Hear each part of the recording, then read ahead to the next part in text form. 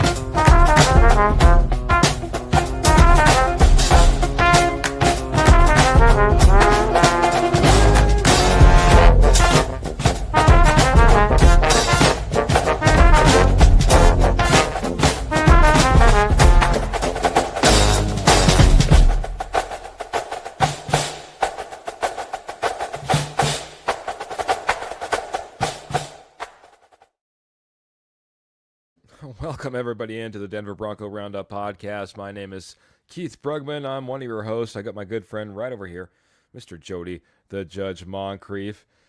Man, it's first off, Jody, welcome in, man. It's been a crazy year. I don't know about you, man. I don't know how it is where you live. We live a couple states apart, man, but it hasn't even been winter up here, man. I think I'm Same, about. Go ahead. same here. I mean, we got rain today, and it's like 50 degrees outside. Yeah, it is nuts, man. A year like no other, man. Whether it's the snowfall, whether it be our Denver Broncos, surprises all the way around, man. I just, I'm just, it feels different this year. It just feels different all the way around, and the weather just happens to be part of it. But it also feels different because of this season, man. I figured we'd just go through this, man. We're going to have the posse involved as much as possible. I want to get your thoughts in on highlights and free agents and rookies and the whole nine yards. And that's really where I figured we could start, man. I figure why not talk about the building blocks of what this team made this team happen? We can kind of go through the highlights of the season and the record that was and the games that were. And maybe even start looking into next year a little bit by the time we get out of this episode, man. But which way do you want to go first, man? The rookies we added or the free agents we added? Well, we can go rookies because that's probably the easiest one, I guess.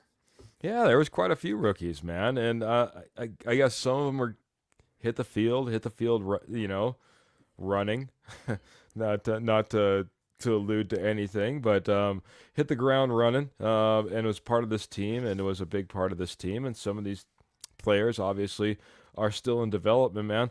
What rookie stood out for you? Which rookie you want to talk about first, and then I'm gonna hit the posse and see what they're up to, man. I'll go with, I think our best rookie was our seventh round pick, our punter. Mm, I mean, other than really the Thursday night game against the Raiders, I thought he had an incredible season punting the ball. He bailed Denver out a couple times in the Buffalo game with, directional kicks and flipping field position. So I don't know if this is a good thing or a bad thing. I mean, your seventh round pick is your best rookie and it's a punter. mm, yeah. But um, I mean, it was one position in need and we shored that up. So Sixth round pick, if I remember right. Or sixth no, round maybe yeah, sixth or was and then we used Caleb Lohner in our last one, right? Um, yeah, but Jeremy Crawshaw, man, you know what? However you want to phrase that, man. I understand what you're saying, man. It's your late round draft pick punter being your most uh, impressive, you know, rookie on the team potentially this year. Doesn't say a lot when you're talking about maybe a special teams punter type of guy, but at the same time, a position of need nonetheless. We talk about three phases of the game. You just talked about, all but one game, how Jeremy Crawshaw really dominated at his position and was a big part of what the Denver Broncos were able to do. Let's face it, this Denver Broncos team weren't always firing on all cylinders. This Denver Broncos team had to rely on the defense quite a few times. And part of that, and I think it gets overlooked, is how much we relied on our special teams and Jeremy Crawshaw and the punt, return unit, making sure that we minimize punt return yardage and flipping fields. And yeah, he got really, really good at doing that cough and kick by the end of the year. Jeremy Crawshaw was a big, big piece, and I think it's one of those kind of clap it up type of moments for the Denver Broncos. You need to be able to add players, skill players that can get on the field and produce for you. They did it in special teams, not a place that a lot of teams would even go and address in the draft as far as punter is concerned. Right. I mean, people who cares about the punter? He's not important until he's important. I mean, you get the ball in overtime against Buffalo, and you go 3-and-out, and one bad punt, and they're a first down away from kicking a field goal, and he flips the field and keeps you in that game. So, I mean, Yeah, it's huge. it is huge, man. I said I was going to hit the posse. I'm not gonna disappoint here. I'm not gonna lie. I'm going to come on here. I'm going to welcome in Roy, who's coming in over on Facebook. He says, "Hey there, Bruggs and the Judge, plus the posse." That's all of you coming in and being a part of the show and talking about this season. We're just kind of recapping the year right now. We're going through those rookies that were added to our team. Jeremy Crawshaw, a big rookie that was added to our team and made a big impact on this team.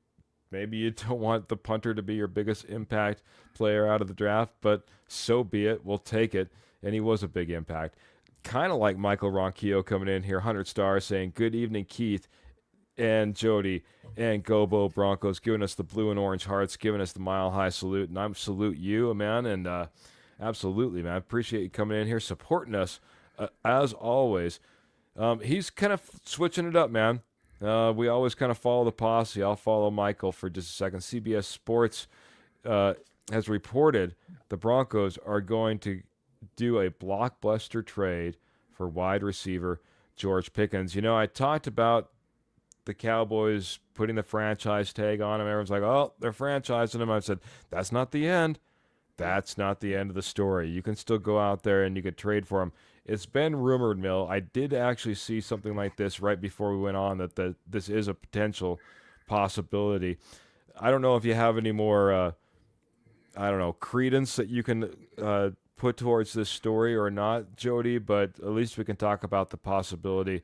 We'll talk about this for Michael since he came in with 100 stars right here. I said George Pickens was, the number one wide receiver I wanted. That's who I wanted in free agency. But it makes sense that Dallas is going to tag him. You can't let that production walk out. I mean, would he have like 1,600 yards and like 14 or 16 touchdowns? I mean, he balled out this year. That's why Dallas was the number one offense in football. So, I mean, I don't know. I think you're just going to see a lot of clickbait out there, people trying to get stories, drum stuff up. I mean, it's off season. I can't see how Dallas lets this walk out the door after 1 year. I mean, I think they'll pay him. Like, I can't see them letting him go. So, well, I wouldn't see him letting Micah Parsons walk out the door either. It's tough to have a couple of $100 million wide receivers on your roster plus Dak Prescott. There's a lot of moving parts, especially when you have Jerry Jones, in the building, and he could, he can take a third round that he spent on George Pickens and turn it into a 2 really easy, and somebody else picks up that contract. Could it be the Broncos? I'd love it because I've been holding off for years, Jody, but this is the year I said the Broncos should go all in. Going all in, always supporting our show. Clayton's coming in here and saying, hey guys, and also reminding me to remind you to always smash that like and share button. We appreciate it so very much, man. It doesn't take much, man. A little bit of a thumb action, a little bit of heart action right at the bottom of the screen there. Doing a share, we appreciate it a ton. Gets more Broncos fans like you all in here talking about Broncos, which we love. Jody, let's flip the script a little bit. Go back to the rookies here, man. Uh, I got to talk about R.J. Harvey. I know that he didn't light the world on fire. I know that a running back has the potential to come in and make a big impact in year one, but he also did pick up the slack a lot when J.K. Dobbins went down. He ended up the year. I mean, not bad. I mean, I wouldn't say it was a bad year for him. I was just looking at stats right now: 569 yards, 7 touchdowns on the year. Showed himself as a receiving back. Still has a lot of growth to go, but I think he obviously kept himself in the conversation for next year and maybe a couple years to come until we find, that guy. And maybe he's that guy. Maybe that growth and development takes a little bit more time. Maybe we go out and find that guy. Maybe we bring in that guy. Maybe we resign another guy. But talk about R.J. Harvey for a second. I think he had a decent season. I mean, it's kind of hard to live up to what J.K. Dobbins was doing when he got hurt. He was the number 2 in the NFL in rushing. Hmm. I mean, Harvey's got a lot of, I mean, he's good out of the backfield, catching the ball. That's probably his best trait. You could see down the season, Peyton was trusting him a little bit more on third down. I mean, he made a couple big blocks in there. What he's really got to work on is he likes to bounce it. He likes to bounce outside, and you could get away with that in college. Here, you can't. And I mean, it costs him, and he's got to work on how he hits the hole up the middle, because a lot of times you can just see him running right up the back of Wattenberg or Quinn Miners or Ben Powers Mm-hmm. and that type of thing. He's not real patient yet, and that's where he needs to work on that type of thing. But for a rookie and what he did, I thought he was fine. Um, he, I don't think he's ready to be a 3 down back, but as we all know, Sean Payton doesn't really use a 3 down back. So, I mean, and that's why I've joked in the past. It didn't matter what running back we had, whether we had Derrick Henry, Saquon Barkley, we weren't going to use them. So, what?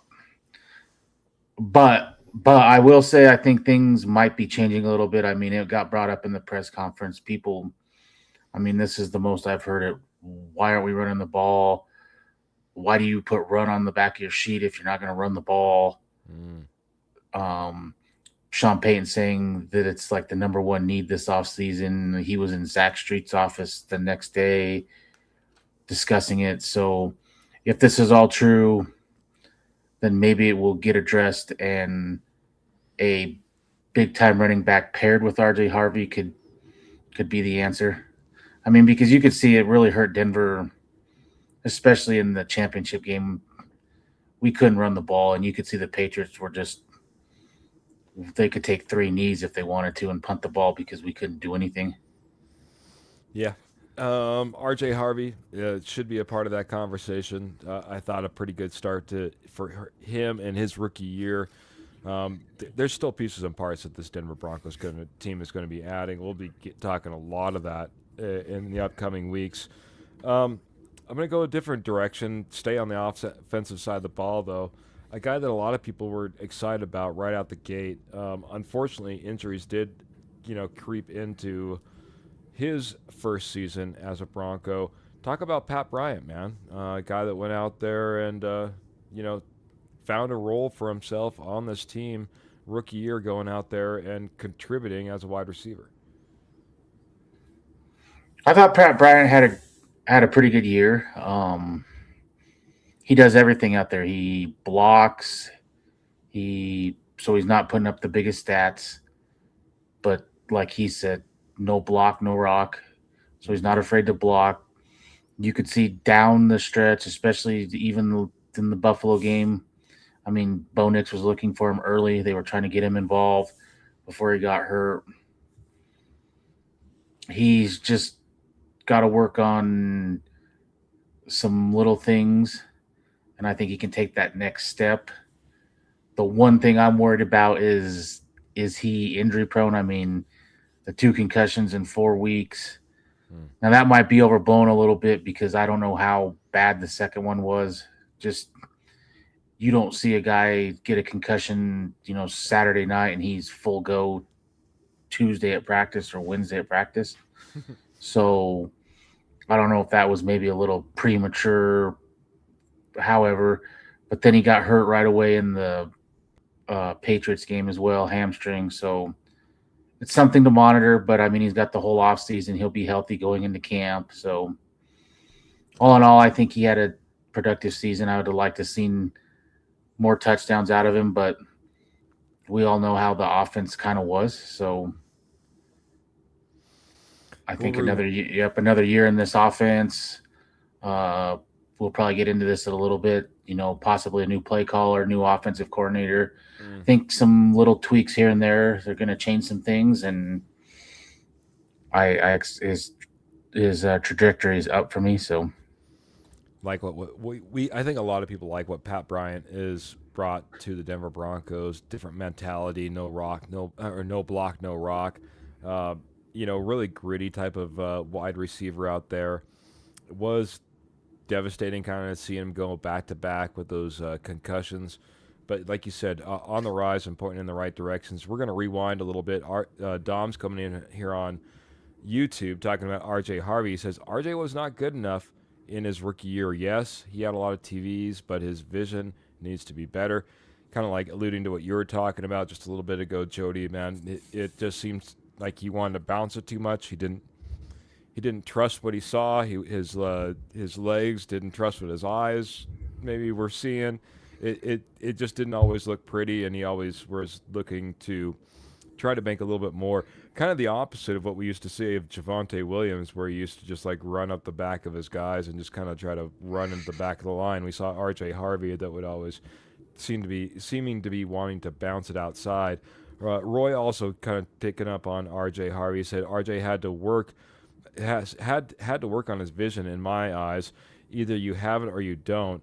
Um, uh, as of now, he doesn't. Um, and Army Rat coming in here telling us everyone to smash and share and hit that like button. And appreciate you, Army Rat 74 coming in here, being a part of the show. Good transition though too. I One of have the one thing talking this run game. What yeah I'll be interested in. They kind of made the move to the wide zone at the beginning of the season, and you could see kind of down the stretch they pretty much abandoned that and went back to the kind of smash mouth. I mean, it fits more of your. I mean, McGlinchey can kind of do whatever, but it fits more of like a Quinn Miners, a Ben Powers, Wattenberg. It fits those guys more. So it'll yeah be interesting to see where they go next year. Have they scrapped that completely, or is it something still that they're trying to use along with what? Because I think this is their number one need. They got to bring in a number one back, and whether that's in the draft and you trade up for somebody, or you go get a Brees Hall, an ETN, Kenneth Walker, whoever, and see what they do. That to me, because it was just that you can't be consistent when you can't go from zone stretch run to the middle of the season, late in the season, and get your back power football. I mean, they've got to settle on something and work that the whole offseason. I think that kind of hurt things at the beginning of the season too. mm. Yeah it would be nice to obviously just not have to adjust. But I can also see why this coaching staff why they tried to get more going because quite honestly, it needed to switch up. It needed to change. This running game wasn't fantastic, especially without J.K. Dobbins in the lineup. And trying to get it done with R.J. Harvey, maybe they felt like making that switch later in the season would give them that opportunity. Michael Ronquillo, though, is switching over to our first round pick, and he's not holding back, man. Michael Ronquillo, he might drop stars, but he's also not. He's willing to drop the hammer when he sees it. He says cornerback Jade Barron was a mistake because cornerback Jaquan McMillan was already in the building. They should have drafted a running back or a tight end, in his opinion, man. Uh, Jaquan McMillan, we talked about this a couple times, Jody, probably was one of the biggest step up performances, I think, of the year.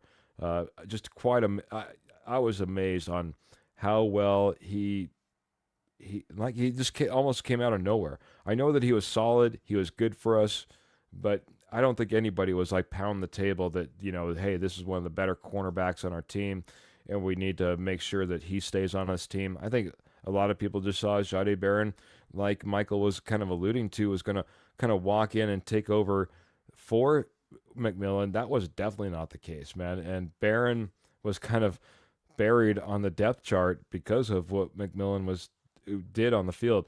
Was it a mistake though? I'm going to let you answer that. Should we have went after running back or tight end? Is this hindsight or should have this been foresight? It's hindsight to me because of where your run game was at the end of the season. I mean, it was you literally couldn't pick up one. You didn't have a running back that you could trust to on a 4th and 1, and you calling a ridiculous rollout play in the championship game. So to me it's hindsight, but it's a it's a bad pick, not because of the player or anything. It's a bad pick because your number one pick should come in and make an impact. And he probably seen 20% of the snaps maybe all year. I heard some guys today bring up there's really no way you can let Jaquan McMillan go now. I mean, he's your second best corner. He's probably the best slot corner in football. He's a restricted free agent, so it'll be interesting to see does Denver just say screw it and sign him to a deal, or do they slap a big tender on him? And if someone wants to come up and give you a first rounder or a second rounder, you say let him go. Mm-hmm. So that'll be interesting.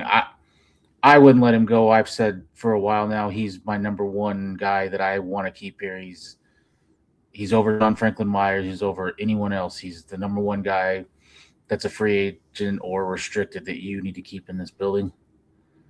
And then Jahdae Barron, I think just because he's a first round pick and you've got to find out what he is, and what Jaquan did if he does come back. I think him and Riley Moss are probably in a battle for out there next year. You can't have your number one pick again for a second straight year seeing 20% of the snaps. Mm. I and someone had brought that up on a podcast I listened to earlier today that they expect him to. That's an open competition, him and Riley Moss next year. So I'm going to hit that in just a second. I want to get to one other comment, but in fact, let me just hit this comment. I'm going to go back around to what you were talking about on McMillan and in his restricted free agent status. But Corey's coming in here, and if I remember right, Corey's been hanging out with us for a while, man. But Corey's coming in here as a Seahawks fan. He says, "Go Hawks! Happy we got our revenge on the Pats for Super Bowl 49. Even sweeter to do it on a home." On our rivals' home field in the San Francisco 49ers. He also said he thought this team could win a game, a playoff game, and maybe sneak into that NFC Championship game. But this win was an early surprise. Congratulations, man. I'll be honest. Watching that game and kind of rewatching and rethinking about that game too, I do see a lot of what they do defensively being as impressive, as what the Denver Broncos do over on the AFC side of things. Fantastic defense. They're flying around, and it was a more fun game to watch if you think about that in retrospect. Just the way that defense was playing. Defense wins championships, man. So what I find impressive about their D is the amount of pressure they get with just their front four. They don't have to blitz. They don't blitz. It's a totally different style than Vance Joseph. I think if Denver wanted to, they don't have to blitz and they can get after the quarterback. But it's the way VJ runs things. But they literally don't blitz and get pressure with their front four. Now, I will say the Pats O-line is not good. Their left side is really not good. Will Campbell, he's got problems. That is something that you can pick on. I mean, he's got short arms. And I heard it today. Are injured. They going to move him? Are there talks to move him inside already? I guess Vrabel came out and debunked that. So that'll be interesting to see going forward. But when you can get pressure with just your front four and you don't have to blitz, it allows you to do so much in the back end, cover, double team another team's best wide receiver. It just allows you to do so much more. So I will say they brought the corner a few times, man. They were timely on the way they they did. brought him, and they did it. They did a great job in that game. He's also just saying the Broncos, he in his opinion, is a consistent run game away from a truly great team. Uh, I wanted to go back to, and Dom's talking about this a little bit too. McMillan could be gone in free agency. It's good to have Barron as that backup. You were just talking, and I'm going to rewind almost all the way through this episode with my logic here. You said he's a restricted free agent, and you could put a high tender on him. So let's say you put that second round tender on him, right? But at the same time, George Pickens is maybe a second round draft pick, is what is needed in compensation. You got your choice now, Jody. You can go ahead and you can keep Jaquan McMillan, or you can go ahead and bring in George Pickens. What you doing, my friend? No, this is actually easy for me. I'm keeping Jaquan McMillan, and this is a guy Ooh, that wants George Pickens. I mean, yeah, that's I mean, shocking, man. That's shocking to me. Go ahead, I'm though. he's probably your third best defensive player behind Pat Sertan and Hufanga, and I'm not letting that out the door. I mean, in base, your slot's not starting, but Denver's in nickel 80-90% of the time anyways. So he's a starter. He's getting starter amount of snaps. Just the amount of big plays he made, the interception in Buffalo, the interception in the Kansas City game at home. He makes big plays. The sack against Kansas City. I'm not letting that out the door. You can go. I can do other things if you want George Pickens. You have a number one pick. You have other things. You can get him. It, if it were me, I'm just signing him to a deal and being done with it. That's what I would do personally. He's not even messing around with this restricted free agent tag nonsense. Just go get the man signed and Well, get the him in whole the thing to door. me is everyone, and I've heard, and I'll give a couple examples. So you get a second rounder for him, cool. But are you with that second rounder? Can you replace what he's doing on the field? And do you know that Jade Barron is going to be that? I mean, if he's That not that's why that, that's why my scenario is completely different. I gave you George right? Pickens. I'm If not he's replacing him. I said George Pickens. So it's either you're getting that big weapon for Bo Nix that everyone wants to be talking about, but you don't want that. That's up to you. That you want to go ahead and keep the defense locked in as it is. But I think as the comments were pointing out, or the commenter pointed out, at some point you do have Jade Barron. And you do have Riley Moss, and you do have Patrick Sertan, and you can keep pushing that down the road. But I want to be on the other side of it, Jody, man. I'm going after George Pickens. I'd let Jaquan McMillan walk out the door if that's the choice I had to make. well, I mean, just corners to me, that's the hardest position on defense. And when you have elite ones like that, you can't let them out the door. Um, and I would love George Pickens, but let's be honest, Sean Payton. Look at his whole career. When has he ever had multiple big time number one wide receivers on his team? He hasn't. So, I mean, it's a So let's go fantasy get thing. one, and then So we it's a can start fantasy counting. thing for me. If I was gonna guess, either they're using their 30th pick on a wide receiver, or as you've said in the chat before, I see somebody like an Alex Pierce or somebody like that that comes in. Um, but he said but you can go even back to last year and the year before. He said he loves this wide receiver core. And when people were saying, well, where are the big name wide receivers on this team? I mean, Denver didn't really address it. They drafted, you know, Pat Bryan in the third round, Mm-hmm. the slowest guy at the combine. So he's been happy with this wide receiver core. Um, the only thing that I will say to that is how much. I mean, they did bring up the drops in the postseason interview. They have fired the wide receiver coach. So at what point does Peyton finally say, I got to do something different? Because Mm-hmm. he made it sound like it's more than just put your thumbs together and catch the ball the right way. So I can see him making the move. There's about four guys on this whole team that I'm not getting rid of, and Jaquan falls in that group for me. Let it be, man. Let it be. You hold on tight. We're going to hold on tight for just a second while I talk about our sponsor. Our sponsor for this podcast and all the Rocky Mountain Sports Network podcasts is Morgan Trinkets. Morgan Trinkets has been your headquarters for Southwest Jewelry, Southwest Pottery, Estate Gold at wholesale prices for over 35 years. Once a nationwide company, now they party in your backyard. Northern Colorado, Southern Wyoming. They're doing shows left, right, and otherwise. They had a fantastic and busy January, and they're ready to rock for February as well. They're going to be at Timber Dan's Collectors Show out at the Loveland Fairgrounds February 14th. That's Timber Dan's Collectors Show at the Loveland Fairgrounds, February 14th. That's Morgan Trinkets. They have all the Southwest Jewelry, Southwest Pottery, Estate Gold at wholesale prices. You can also check them out over on Etsy by typing in Morgan Trinkets Co. And you can type in Pearl Heat over on eBay and check out what they have to offer as well. Morgan Trinkets, our fantastic sponsor and your place for Southwest Jewelry, Southwest Pottery, Estate Gold at wholesale prices. Check them out today.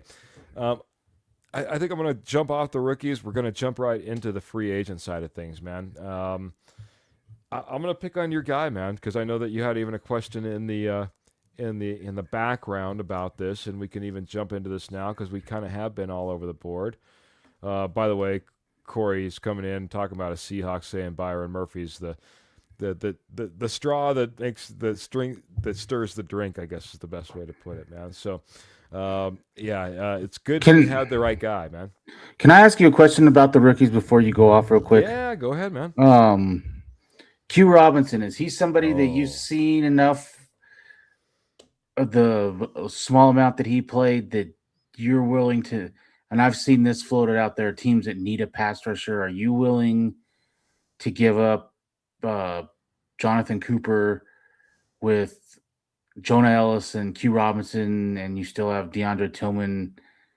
Have you seen enough from Q Robinson to feel comfortable that you have three, whoever starts, Q Robinson, Jonah Ellis, whoever that is, feel confident that you're not losing a bunch if you can trade what I would say is a top third pass rusher in the league to maybe get yourself a playmaker? The one I keep seeing floated around is like Jonathan Cooper in a second rounder for Ahmad St. Brown or something like that. A team that's desperately in need of a pass rush that and has playmakers that you could go get. I love Agent Zero, as I call Jonathan Cooper, man. He's my guy, man. But I do think there is an opportunity to maybe start to move on from him and start bringing around a guy like Q Robinson. Q Robinson kind of came on at the end of the season, was getting a few more reps, and was looking pretty good out there. I like what Q Robinson could do. Plus, you're talking about our interception leader in DeAndre Tillman out there, tied to Jaquan McMillan. You know what I mean? I mean, like, yeah, there's some pieces and parts. You got Ellis, and at some point, you got to be able to balance all this. It's tough. Plus, you got Von Miller pounding on the door to come back and be a pass rusher for the Denver Broncos for pennies on the dollar. Just like well, did you find it funny? You said that though, but he said, "But I'm not going to be cheap to come back here." It was like, then I'm not sure that you really fit in. I mean, he did say that he's willing to take a non-starter role. Yeah, non-starter role, but I want top dollar, I guess. I don't know, right? But you know what I mean. But honestly, I mean, there's enough pieces and parts here. I think that if you can get the value back out of Jonathan Cooper and he gets an opportunity to maybe headline another team. Maybe it's the Detroit Lions, like you were talking about. Lots of trade opportunities out there. As much as I love him, I think that I have seen, I wouldn't say enough from Q Robinson, but enough development out there from everybody, whether it be Ellis or Tillman or Q Robinson, that I don't feel like we've completely fallen off the map. Especially when you guys have like guys like Allen and Benito that really tend to carry the load of your team when it comes to that defensive front. Now I'm going to make you go right to it, man. Dre Greenlaw, man. You were dang near jumping up on the couch like Tom Cruise on an Oprah Winfrey show when he came to the show. It came to the Denver Broncos, man. Um, what do you feel about his season? And then the ultimate question that you asked in the background: what do you think about him coming back for the Denver Broncos for another year? I think he was fine this year. I know people are going to say, "Oh, he was injury prone and stuff." I overlooked the first one. When you signed him, he was already hurt, so it's not like he came here and then got hurt again. He was already hurt, and you knew what the deal was going to be when you got him. So we knew that he was going to miss games already from the very beginning. We knew that. Other than the hamstring that he got late, and I don't know how bad that was. I mean, Denver was in a position that they could rest him more and different things. They didn't have to force him back on the field. Could he have came back earlier? Maybe, maybe not. So that I don't know, but I know that they were able to rest him more, and we all were in agreement that it made sense not to play him because you didn't have to. Mm-hmm. Um, I thought he was fine, and he's going into this offseason. It'll be a second year in this offense or in this defense, excuse me. Um, there are some things that he has said that I find somewhat weird. That learning Vance Joseph's offense or defense is like learning Spanish. Um, Coming from Kyle Shanahan's training camp to here is night and day, and what you do. But you can go. But Sean Payton has touted this multiple times. You can go look at what Denver's doing and the amount of guys that don't get hurt here. They're like the second lowest injury rate the last 2 3 years. Or you can go look at San Francisco, who's just completely the last 2 years been the most hurt team. So, Mm. But I think he's going to be back, and I think the biggest. I don't care about you save $6 million. What that's not that much money. That doesn't. You're not going to get an impact starter anyways with that. What why I think he's back is basically your other two linebackers are free agents, and you know both of them aren't coming back for sure. Mm. So the three that are on this roster, Drew Sanders, we've never seen him play, um, and Alex Singleton and Sternad are both free agents. And Sternad said, "I'm either a starter or I'm out of here." Mm-hmm. So you're gonna have to make a decision. And I want that stability here. I want the full off season of him being healthy and ready to train. A second year in this offense. I mean, everyone was how excited everyone was when we signed him. I'm not letting that out the door to save $6 million. Hmm. Well, I don't know. I'll be honest. The flip side of this is the fact that I didn't see a huge impact from him. We did get exactly what we expected. A guy that would be often injured and not be able to contribute, especially when it came down to down the stretch and when we really needed him. So what are we actually paying for at that point? Maybe you do have to sign back Sternad, give him an opportunity, bring back an Alex Singleton for one more year, start drafting and start putting some pieces together. I'm not 100% sold on, hey, the answer is going to be Dre Greenlaw, not after what he put on the field a year after we were kind of hoping for something better. I don't think we got anything better than we expected. If anything, we got maybe the same or worse than what we were hoping for when the season started. Because what I wanted more than anything was, okay, if he needs to take time now, if he needs to take time, training camp when he's pulled up a little bit lame, if he needs to take a little bit of time now during the season, that's fine. Let's just have him back and let's have him ready to play. And it just never seemed like he was ready, man. It never seemed like he was ready to play and put it all out there. I mean, I understand he was playing, but it just, where was Dre Greenlaw? Where was Dre And Greenlaw that's throughout why this I've entire season? said I want to see he's going to be healthy this offseason. I want to see him a full if he can. We knew when we signed him he wasn't healthy. He was coming off the injury. I Yeah. want to see him a full offseason healthy, a second year in this offense or defense. I want to see that, and I don't the savings of $6 million that you've got money to spend. So I'm not trying. I'm that 6 million isn't, in my opinion, going to do anything. It's just the same thing with Ben Powers. People bring that up. Oh, look at the amount of savings you can do. Well, we seen when he wasn't in there, it was all right for a while without Pacheski, and then it got really bad for a while, especially that Chiefs game. And there's a reason why we're paying, I think, like has the most expensive O line, and why Bo Nix doesn't get sacked, and all these different Yeah. things. So, and I'm the same way with Greenlaw. I need to see a second year. I I need to see all that. I can't. I'm not bailing on him on 1 year when we've seen elite play from him.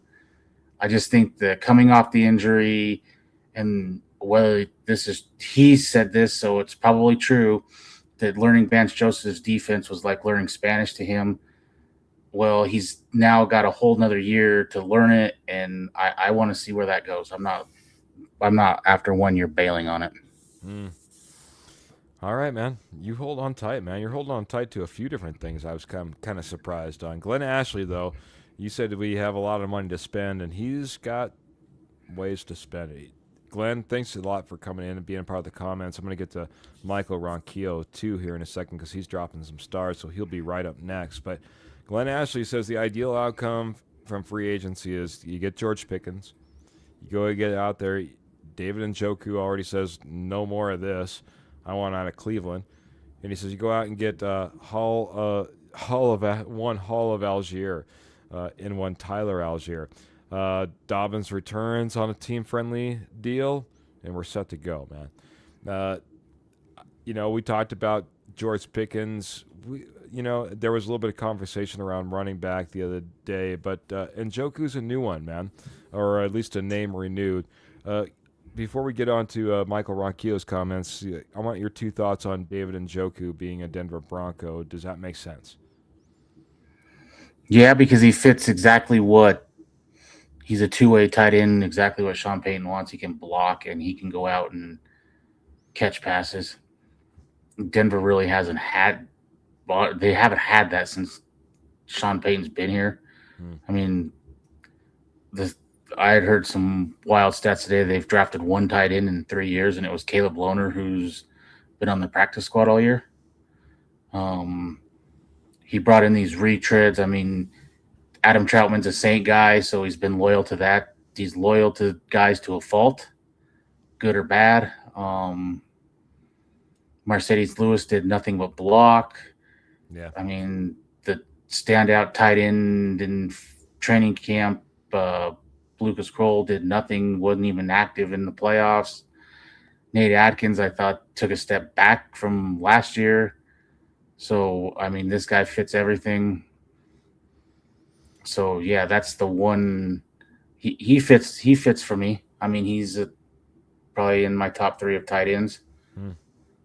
The only thing I would say, man, and it's a thing that we talked about a lot this season, a thing that you talked a lot about this season, man. David Njoku and sure-handedness typically don't arrive in the same sentence, though. Too. Any concern then with, there was Jody, I saw you frustrated this season, time after time it seemed about drops. David Njoku may not be the best solution for that. Is that why he ranks maybe not top on your top three? That's part of it. I think he's now in his 30s. That's part of it.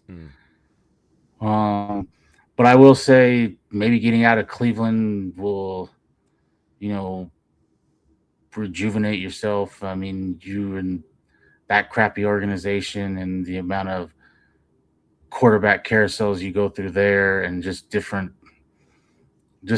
all the weird things that happen in Cleveland. Now that you can get out of that situation and go get with a winner, that might focus you. You put in the extra effort, that type of stuff. Yeah. Um, yeah, I hope so. It's going to be a turning of the page for the wide receivers and the wide receiver coaching, obviously, for the Denver Broncos. Certainly a different atmosphere for David Njoku would probably be good for him. Browns are a tough place to try to scrap out a living, especially as a receiver with everything that they've had changing over as far as quarterback. Michael Ronquillo kind of answered his own question.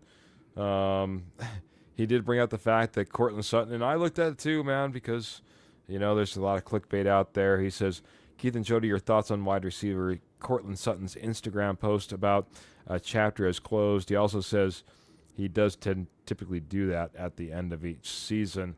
Do you read anything more into it, though? Do you think that there's a potential that Cortland Sutton is maybe saying some goodbyes? I know that there was even rumors that there was a potential trade in place or a potential signing in place, but it would have meant that Cortland Sutton didn't get his big contract if that was the case.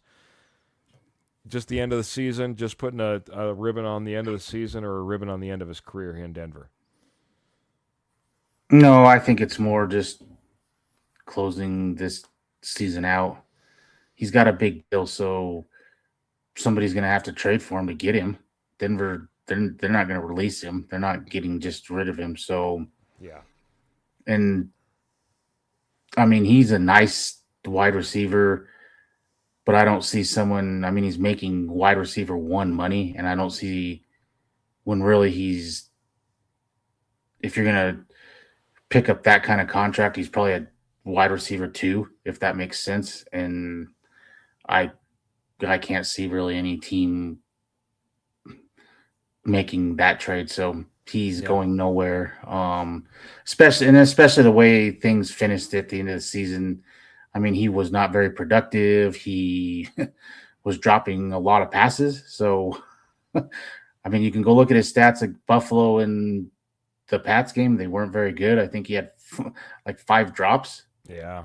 in 2 games. So and it would be interesting to know, was he hurt? Something was just off to me, and it started late in the season with, I mean, he dropped back to back touchdowns in the Kansas City game, and it just kind of compounded from there. So maybe this offseason he can get right again and that type of thing. But I don't think he's going anywhere. The most I see is he's not your number one next year. If Denver does make the move, he's a solid, probably top 1 or 2 number 2s in the NFL. Mm-hmm. Start talking about a wide receiver room closer to what the Cincinnati Bengals have been held to as a standard for multiple years now with their wide receivers. If you start bringing in someone that can really complement Cortland Sutton. But you're right, man. I don't think he's going anywhere, not with his contract the way it is. I don't see anybody going out of their way to trade for a big contract like that. When, like you said, I don't think most people would desire him as a top number 1 wide receiver and need to go covet him in that way. Rounding out, though, a couple of these free agents that we brought in, I think it's without a doubt, man. I think we can just come to an agreement of how amazing Talanoa Hufanga was. He was a guy that was brought in and really solidified that back end. He's that guy that does fly around all over the place. He's the guy that really brought the tenacity and was able to set the tone on defense, especially when it came to that back end of that defense. Talanoa Hufanga, by far, in my opinion, the best free agent pickup that we brought to this team, and love to see him in a Denver Broncos uniform this last year and years to come. Oh, I agree. He was incredible. I mean, and I don't have it in front of me, but he was like top 10 in almost every stat for a safety. Sacks, interceptions, tackles for loss. I mean, coverage, he was like 7th. I mean, everything he did was incredible. Yeah, that was by far the best free agent Denver signed, and it's probably been the best one in a long while. Praise for Talanoa Hufanga and what he was able to do for the Denver Broncos. Like I said, man, big changer. I just think the mindset that he brought to that defense. I'll knock on wood now, and I felt like I didn't want to bring it up at all. But the way that he threw his body around, I was always surprised that we didn't get a few more flags with him. Doesn't always tackle the most disciplined way. I'll just put it that way. because Especially in this he day and age with the in the NFL. right because he's trying to just dislodge the ball and he's not wrapping up and Yeah, and I'm fine with that for comes the in most. a little crown heavy, like on that helmet. Let's just It put it that costs way. you once in a while, but I'm fine with that because we've seen him make big hits. I think it was the Packers game when he blew up the blocker and drove that blocker right back into the ball. And I think it was actually into Josh Jacobs and knocked him back for like a 2 yard loss. Mm, That's not happening if you're going to form tackle. So I yep, think Denver will live with the few bad to get a bunch of good. exactly. You got to weigh those scales sometimes. Uh, Halftime. We got about 10 minutes left, and anybody else that wants to talk about any of the free agents that we brought in or anything else, rookies this year. By the way, man, I just don't think before we do get out of here, 11 games in a row doesn't get talked about enough, man. This season was pretty amazing, man. A 14-3, number one overall pick, AFC West champions. But Evan Ingram was going to be a big part of what we did, man. It's supposed to be a big piece. Evan Ingram experiment, man. How you feeling about the Evan Ingram experiment? Did it was it as underwhelming as everyone's making it out to be, in your opinion? I think it was underwhelming because of the way Sean Payton, this is the Joker, and he's going to do X, Y, and Z, and he really was not a Joker. But if you look at what Denver's had from tight end productions, probably since all the way back to hell, I don't even know, to Julius Thomas. Mm, I mean, he was like 450. I think he had over 50 catches. He did only have one touchdown, but it was an incredible one against the Eagles. I mean, nice started diving that. one. Yep. Yep. So was it overwhelming for the hype? Probably, but I mean, what he produced from what we haven't been getting from a tight end, it was probably above average. Mm, Now, what I'm interested to see, I mean, you can save some money cutting him this year, but I've heard some, even on the pod I listened to today. Does Denver keep him around, and is this something Davis Webb can get him more involved in scheming up things, get him in different things? Because like this, the Washington, I guess the Washington game when Knicks hit him and he's just running down the field. I mean, he's got the speed. He made some incredible one-handed catches. It's still there. I just don't know that it was really schemed up for him to get the football. mm. So is that something Davis Webb can do and get him the ball? Because there are, when you watch all 21 and stuff, there are multiple plays that it's like he's open. Why are we throwing him the ball? It just flashed through my head. You see these interviews, and Shannon Sharp was recently talking with John Elway in one of them, and and I still love that story he tells about how Shannon Sharp was over there waving his arms, like, why didn't you throw to me? Why didn't you throw to me? And he's like, you weren't even in the play. You weren't even in the progression. Right. He's like, and he goes, there you are showing me up. So he didn't throw to him all week long. And Shannon Sharp was just upset. And he's like, well, will you, finally, the receivers coach comes up to Elway and says, will you please throw to Shannon Sharp? He's like, will you tell him not to show me up in front of 50 million people then? So, yeah, I get what you're saying though, man. I think there's opportunity. I think there's a great way to maybe even round this out, man. Go ahead, man. Do you think if you go back and watch Oregon with Bo, he never really threw to a tight end? I mean, he had Herbert's brother there for a little bit and whatever, but he never really threw.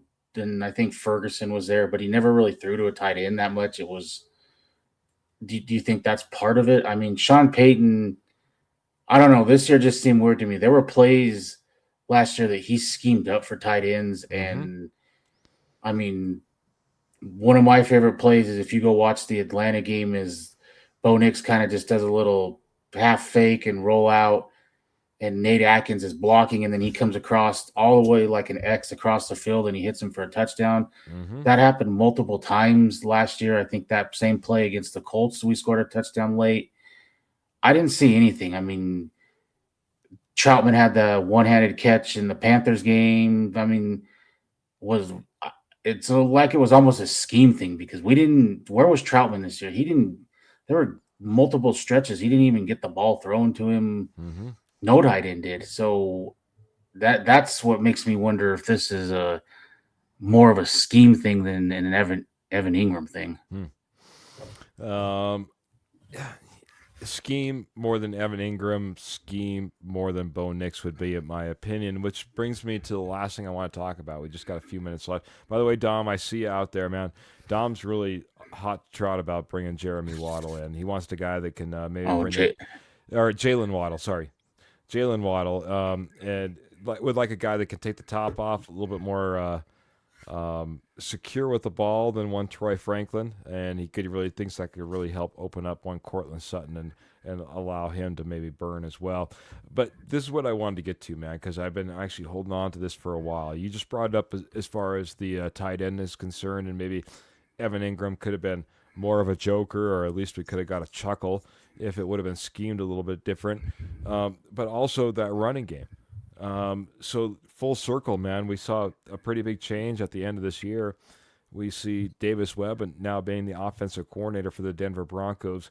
Is that the change that we will see in getting this changed around and maybe getting more production from a running back and getting more things schemed up for that running back or that tight end? Is Davis Webb going to be the play caller that's going to be able to get that done? I'm going to say yeah, because I mean these other teams that were courting him to be an offensive coordinator, they were seeing the same thing. And if you watch Sean Payton, and he kind of hinted at this at his end of the year press conference, he knows that he's getting plays in slow. He knows that there are some things that are stale. I read a thing today that he said that he wants a lot more two tight end, two running backs where he can do some different things to his thing to me, and I've said this for a while, his play calling has gotten a little bit stale up until the Patriots game when they were doing it just to help Stidham out. We do almost zero motion. Where you watch a lot of other teams, there is a ton of eye candy and different things. Go watch the Rams, and all that is helping your quarterback watch the defense and figure out what they're in and different things. So I think that's what needs to happen now. When it comes push to shove, is Sean Payton going to give up play calling? I don't know yet. My guess is I think you see Davis Webb call plays in the preseason, and how that goes will determine who's calling plays the first week of the season. And then it would be interesting to see what's his leash. Is it short? We have a bad game. How short is his leash where Sean Payton just says, okay, I'm taking him back? But I think from just a schematic thing, getting plays in on a lot quicker. I mean, that was a problem. Jared Stidham, you could see, was frustrated with it. We obviously have seen Bo Nix multiple times, yelling, get the play in and that type of thing. So I think at this point, Sean Payton knows it. And like I've said before, Drew Brees, he covered up a lot of flaws. I mean, that's a top 5 quarterback of all time. And he covered up a lot of flaws and different things. And there are things you can do to help Bo as well. I mean, there's clips on YouTube. Go find clips of Chase Daniels breaking down Sean Payton's 30-second play call. I mean, it's the wording, it's just ridiculous. I mean, it doesn't need to be that long. That's a lot of the problem, in my opinion, if you go watch it and that type of thing. And Bo doesn't wear the wristband, so he doesn't have a cheat sheet in front of him or anything. So I mean, that's a lot of it when you can shorten up some things. And Davis Webb, he's a younger guy. He can scheme some things up that Sean Payton might be attached to from 20 years ago. Yeah, potentially. It'll be interesting. I think that Davis Webb will be playing calling plays. So if you were going to say right now, and I'll ask the chat too, week one is Davis Webb calling plays or is Sean Payton calling plays? Davis Webb. I think I'm there too. I think it's time. I think that's where Sean Payton is in his mind. I think that was all a lot of what we saw play out with Davis Webb this offseason, taking his name out of hats, the whole 9 yards. I don't. I'm not saying that that there's no leash and he just gets to run however he wants. I think you're right. At some point, if it goes way off track, you could see it being reversed and Sean Payton taking over the play calling once again within the season. But I think we're to that point where Davis Webb will be calling plays in the next year. So And I agree with you when Sean Payton can be in his ear and say, if it's 3rd and 5, we're throwing the football. So I don't care what pass play we're throwing the ball, or vice versa. It's 4th and 1, run the football. mm-hmm. So he can. Is he necessarily calling the play? No, but he's telling him you have these amount of plays to pick from. So I can see that where he doesn't have 100% autonomy on certain things. That's still where Sean Payton is the CEO and he has the right to call that type of thing. I can see that. Yeah, I just like it. Like a perfect scenario is painted out on another podcast. It's like a 4th down situation. Sean Payton's he's out there. He's trying to get measurements. He's trying to get the ref's attention. He's trying to decide whether he's going to go for it, whether he's not. And then on top of it, then he has to try to figure out the play. If he does end up going for it, get that in 30-second play call, into Bo Nix. You can see where all the logistics just doesn't work out. On the opposite side of things, if Sean Payton's out there, he's arguing, he's going here, he's going there, and he goes, we're going for it. Davis, what do you got? I got XYZ. This is the play. Great. And then we're off and running. It's not this, now I got to look at the call sheet and I got to start flipping it over and I got to figure out what I want to play now that I've decided and I've argued with the refs and the whole nine. It's just a much cleaner operation. I think it'll benefit the Denver Broncos. I think the tutelage that we've had from Davis Webb, from Sean Payton, has built him up to this moment, and it's what you want to see. It's the progression of a great organization, and I think that's what we have here with the Denver Broncos, man. We're a little bit over an hour, man. Got to get some final thoughts for you, and then from you, and then we got to get on out of here. Well, I have one other question. How short do you think his leash is? If you see a couple bad games in a row, is it the leash is over, or are we? Yeah, I mean, or is he taking it back?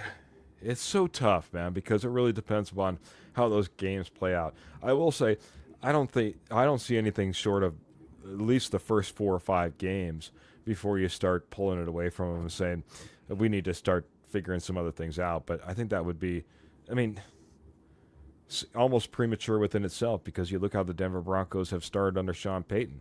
Right. Even this last year, when in a 14-3 season, we were 1-2 at one point. So, it's pulling it from Sean Payton at that point wasn't the plan.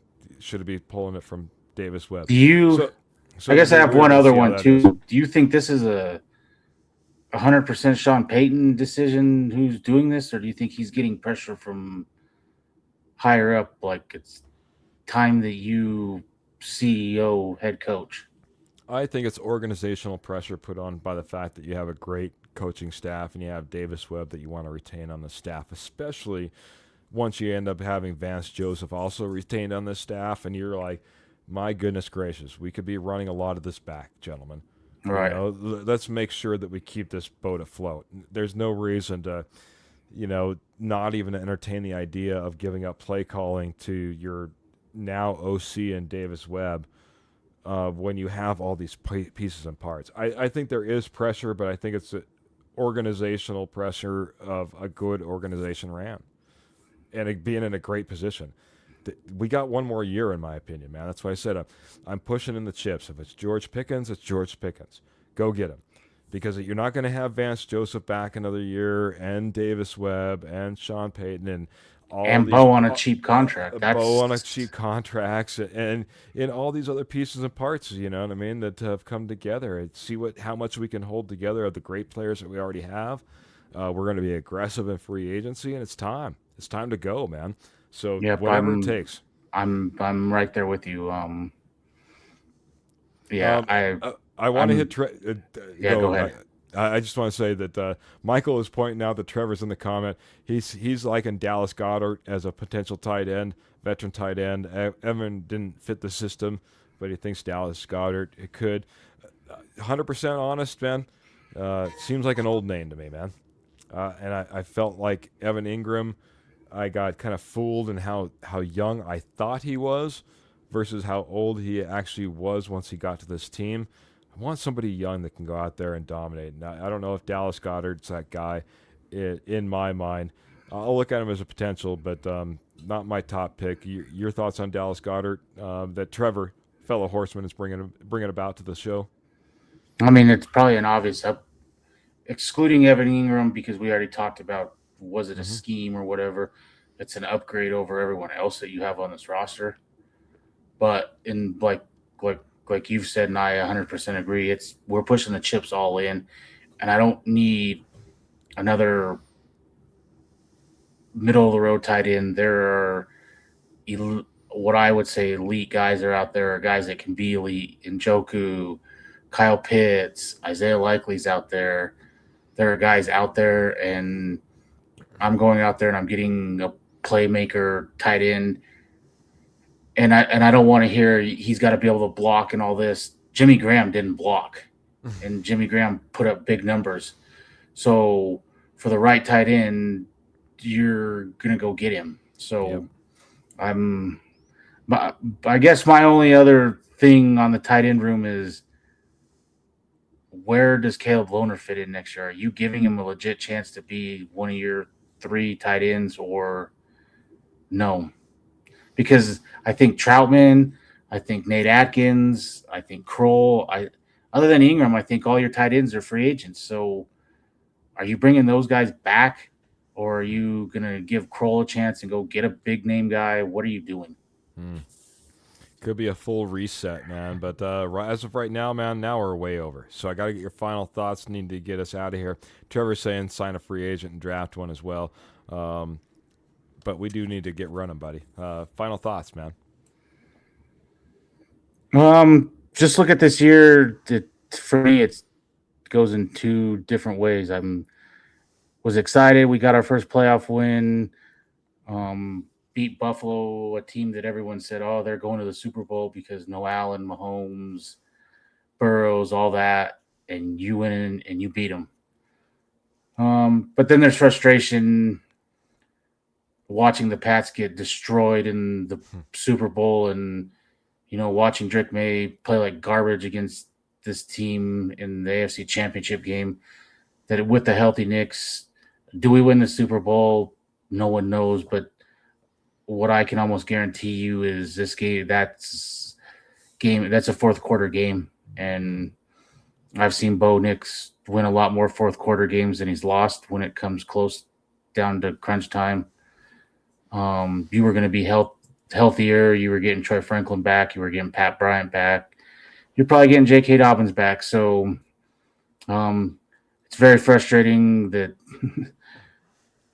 that happened because if nothing else, we were playing Sunday, and that's frustrating. But this Russ deal is off the books finally, and everyone can be happy about that. I mean, what we were able to do with it on the books, and Peyton has said we're going to be aggressive in free agency. So I expect some big moves, and it's time. For 3 years now, you've built this D up. It's time to go get Bo Nix some legit weapons, and like you said, push your chips all in. So last year you're gonna have him on a cheap contract, really. Yep. Dom saying Bo is a big game quarterback, not worried about the contract. Yeah, you just want to take advantage as much as you possibly can, man. The Denver Broncos took advantage almost all season long, man. Like I said, to look back, to see the 11 wins in a row, to see even, those 2 losses early, how easily they could have been wins. Just the amazing season they put together, the culture, the quarterback, the pieces and the parts, the way this team plays for each other, the disappointment even, like you said, in the loss that they had, and the knowing how close it was, how it was just within their grasp, and even a few of them, even though you try to support your backup quarterback, even a few players even came back and said if Bo was out there, I think it would have been different, and I think we all feel that way. It would have been an interesting Super Bowl if the Denver Broncos would have been there with one Bo Nix and seen how that would have played out, but that's not the case, man. So as we wrap up this season, man, we'll get headed into the next season for sure, man. NFL Combine's just around the corner on February 17th, if I'm not mistaken. And before you know it, we're talking draft day and the whole 9 yards, Jody, man. It's been a fantastic episode. Really appreciate you coming along for the ride. Appreciate all the posse, man.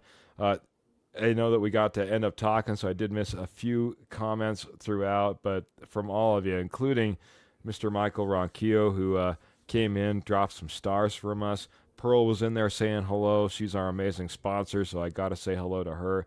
But Roy and Graham that was in there earlier, and Glenn Ashley, and just everybody, the posse, we appreciate you so dang much. Make sure that you like, share, subscribe, hit that notification button. Remember that we're on Tuesdays with a Juice, Wednesdays Denver Bronco Roundup podcast, Saturdays Denver Bronco Roundup podcast, Facebook, YouTube, Apple Podcasts, Spotify.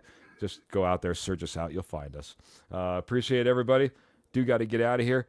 Hope you have a fantastic week. We'll get out here like we always do. Boots in the stirrups, guns in the holsters, Denver Broncos in your heart. Until next episode, we're out of here. Have a great night, everybody.